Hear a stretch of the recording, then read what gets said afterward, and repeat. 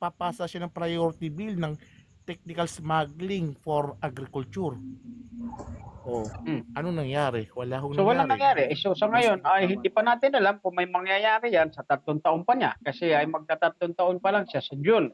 Now, ako actually ang masasabi ko lang diyan ay yung format ng ating ano tawag nito ay pwede natin na kung magdedebate tayo diyan Kasi pag-usapan natin, pag-usapan natin pwede pag-usapan naman. na natin. Kaya nandito kami ni Aussie, siya ay ako BBM ako.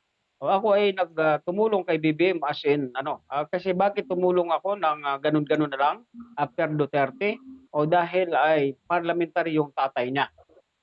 Yun yung ano, tawag nito, yun yung sabi ng uncle ko. Kapatid lang, magkasunod lang ng nanay ko yon. 36 years siya naging municipal councilor. Minsan number 1. Oo, ilang beses nandiyan siya. So yun ang kinikwento sa Very akin good.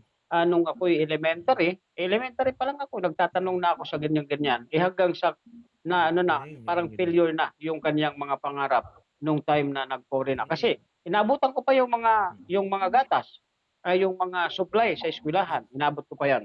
Pulgor. Oo, Pulgor. inabot ko pa 'yan kasi kami nung elementary. Nutriban. Yun ang sinabi ng Yung uncle ko. Nutriban. Kaya nga nung nagkaroon ng Marcos, dahil ay ito na, failure na tayo nitong 1987 up to present, mga kapatid, yun po yung nangyari sa bansa natin. Kaya ako isasagutin lang kita dito, form of government ang nakikita namin dito. Nakikita ko na kung saan ay kaisa ako Okay, dito sige. sa Kung mga tatanungin mo ako pagsusulong. ng form of government, Ha? ang parlamentaryo para sa akin Mm. is hindi ako sumasang-ayon, pero federalism pwede. Wala kami dito Pero hindi kami sa dito akin lang ho, nagtatalo ni na kung Aussie. Nandito kanina si Guzman, ay hindi kami nagtatalo na kung ano Guzman, man. O yun man ay sinabi nakikita niyo, kanina ng unang pananalita niya nakikita niyo ni paano magsalita. Guzman, ayun po ay parliamentary federal, federal parliamentary, basta change form of government, which is nagkakaisa din kami ng mga taga-Kurik PH. Oo, yung sino ito kapatid? Yan yan. Sa akin lang ho, Hmm. ang sa akin lang ho, medyo radical ang change ang gusto ko eh. Ay revolutionary I'm not government. into parliamentary. Gusto mo ng Yeah, revolutionary I'm not government? into parliamentary. Radical Sorry lang po di sir, ba? patapusin niyo muna para maintindihan niyo po. Hindi, patapusin niyo muna ako sir para maintindihan niyo po ako. I'm not into total parliamentary form of government, okay?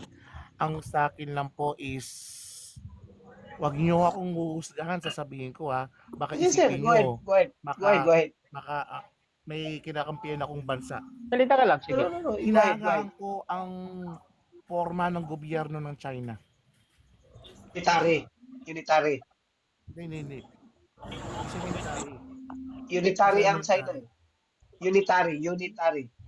Unitary, Ah. Okay. Inaangahan ko ang forma ng gobyerno ng China. Tapos, kasi sobrang dami natin ng mga kongresista yung sa lower house. We're talking about more than 300 members of the Congress. Okay, kung aalisin mo ang lower house and then i-retain mo ang Senate, okay. Kung gusto niyo ng balance, straight lang ko sir para matapos. Kung gusto niyo ng balance, kasi sabihin niyo, mawawala ng balance kasi tinanggal mo yung lower house. Kung gusto niyo ng balance, sige, gawin natin 36 member ang Senate. Hatiin natin yung dalawang Senate, lower at upper, para magkaroon ng proper debate. Magkakaroon tayo ng opposition at yung pro-administration, so that meron tayong proper balance of power dun sa legislature. So, sa akin na po is a mix of partial parliamentary, two-party form of government, two-party system, two political party system like in sa Amerika. Tapos yung pag yung party list. Kasi Sectoral. China, mayroong standing committee. Kasi hindi natin kailangan ng party list eh. Kasi ang bawat senador may pinipresenta silang committee. Merong committee on health, committee on education, committee on public safety, committee on defense, committee on communication, committee on transportation, and everything. Okay, kung if we can adapt just just form ng government ng China, para sa akin, nakikita ko yung paglago natin. Kasi ang problema kasi yung natin dito, sir, hindi ho natatakot ang mga corrupt na opisyal kung walang matindi, masidhing political will na magdidisiplina sa mga kurakot na politiko. Kada nakikita ko ang ginagawa ng China, talagang nadidisiplina.